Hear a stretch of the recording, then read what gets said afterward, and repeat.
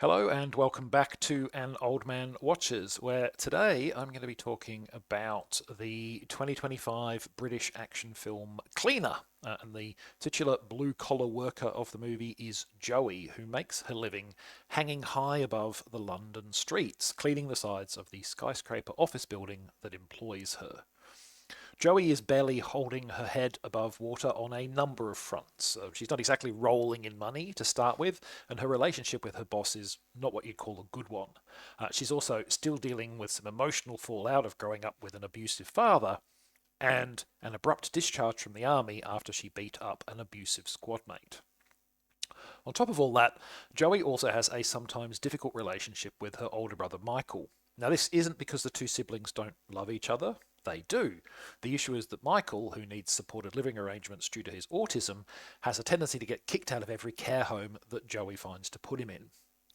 When Michael gets the boot yet again, this time for hacking the care home's records and publishing evidence that they're defrauding the people they're supposed to be caring for, Joey finds herself with no option but to take him along to her work and hope Michael sits quietly for the day while she does her job. But Joey will soon have much bigger worries than Michael's digital crusading. You see, the corrupt energy company that occupies a considerable chunk of the building is about to be the subject of a violent eco-terrorist attack. Joey's going to need to dredge up all of her army training, not to mention a big dose of ingenuity, if she hopes to keep herself, Michael, and for that matter everybody else in the building, alive for the rest of the night. So Cleaner has a couple of big names attached to it. The most prominent of those is the star, Daisy Ridley, who was also in a few science fiction films you may have heard of.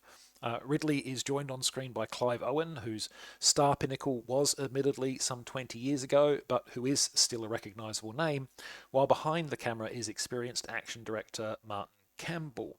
He has 50 years of experience as a director and previously helmed two successful James Bond films, GoldenEye and Casino Royale, so he certainly has the credentials for a film like this. Unfortunately, like Clive Owen, his peak seems to have come some 20 years ago. Since then, he's made a series of largely unsuccessful movies, including the notorious 2011 flop Green Lantern. His 2017 Jackie Chan vehicle, The Foreigner, was an exception to this string of failures, but it's very much the lone success story in a series of what appear to be serviceable but uninspiring action thrillers. And alas, serviceable but uninspiring is a pretty good summation of Cleaner as well. Let's dig down into what did and did not work. And let's start with the John McClane shaped elephant in the room. Cleaner's premise is that terrorists interrupt an after-hours office party and seize control of the building.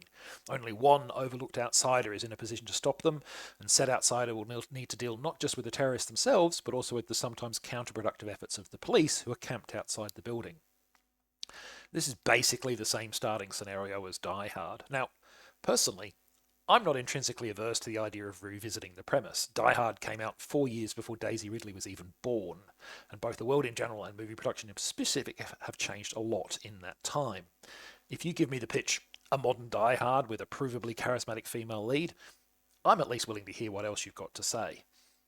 Unfortunately, Cleaner proves to have very little else to say. It doesn't just take the premise of Die Hard, it even borrows some of its more specific motifs. Like John McClane, Joey has to contend with the fact that a loved one is stuck in the building with her, though it's her brother rather than her spouse. And like John McClane, Joey has a conflicted relationship with that family member. The movie even has a subplot about a pregnant employee, just like Die Hard did, and a climactic fight scene in which a wristwatch, or at least a wristwatch-like device, plays a major part.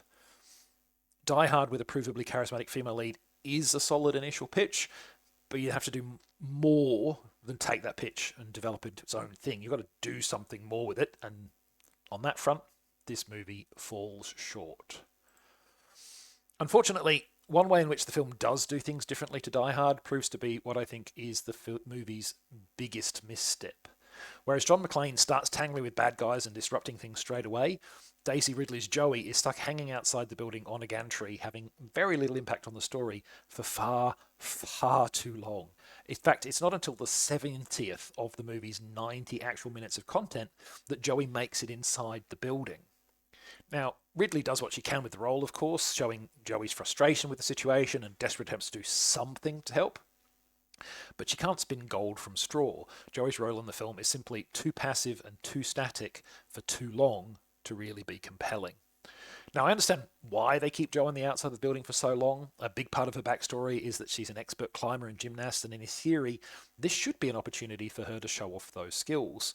In practice, though, the film largely fails to follow through on those opportunities. We do have a few Daredevil free climbing moments, but again, they're too little too late. I also feel like maybe there were some plot ideas that got dropped at some point in production. For instance, there's a scene early on where Joey has a conversation in Spanish, and I expected Joey's knowledge of Spanish to come up again in some way, but it never did. Was something planned for that? Or was it just supposed to show that Joey is more intelligent and cosmopolitan than her blue collar job might suggest? If the latter, I think that's a little on the nose. Maybe it wasn't meant to have any significance at all, and it just happens that Daisy Ridley's pretty good at Spanish or something. I don't know. But it felt like, oh, this is going to come up again, and it never did. The film's failure to develop its own identity or to give its lead enough to do are doubly disappointing because there are good performances here. As I've already said, Ridley does solid work in less than ideal scripting circumstances. She's ably supported by Taz Skylar, who chews the scenery with gusto as Joey's primary antagonist.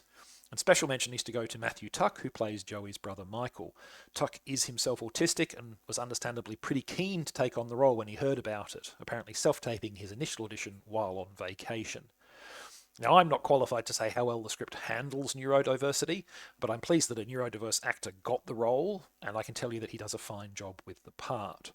And the rest of the cast, which primarily consists of experienced British thespians, also does a good job. We've got people like Ruth Gemmell, probably best known as Lady Violet Bridgerton, but who has a long list of credits stretching back to the early 90s.